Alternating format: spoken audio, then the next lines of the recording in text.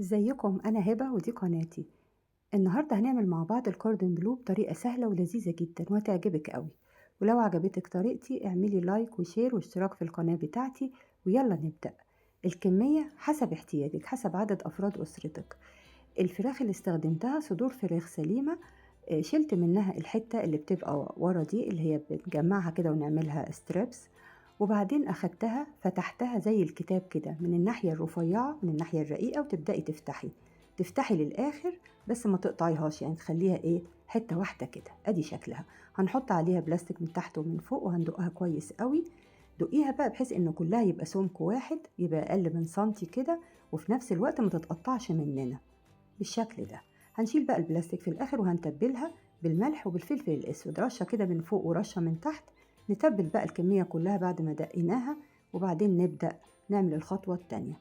الخطوه التانية هي الحشوه. طبعا هنحشي بجبنه شيدر، ممكن جبنه اللي بتاعه البرجر. وهتحشي بقى باي حاجه عندك، يعني بيف سلامي، لانشون عادي.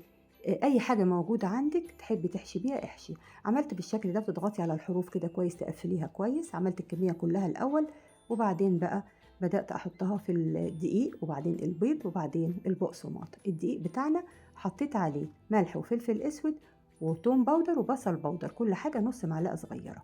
وبيضتين ضربتهم كويس ورشه ملح كده ورشه فلفل اسود، والبقسماط بتاعنا ناعم. حطيت بقى في الدقيق الأول وتقفلي الحروف كده كويس، تضغطي عليها بإيديكي كويس. وبعدين حطيت في البيض وبعدين في البقسماط وتضغطي برضو بنفس الطريقة كده. ادي شكله بعد ما عملناه.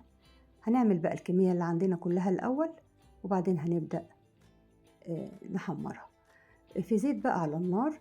الزيت ما يبقاش غزير قوي، وهنسخنه قوي قوي، وبعدين النار تبقى وسط. وهننزل بقى فيها الكوردن بلو بتاعنا 5 دقايق كده على كل جنب والنار وسط خالص. هيطلع بالشكل ده. ادي شكله بقى، شايفة الجبنة بقى من جوه سايحة ازاي. وهتلاقي سواه حلو جدا، مش محتاج انك تدخليه الفرن بعد كده.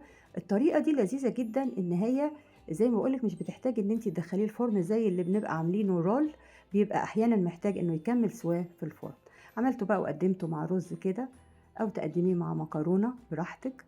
لذيذ جدا وحلو، هيعجبك قوي. ولو عجبك اعملي لايك وشير واشتراك في القناة بتاعتي. وبألف هنا، وباي باي.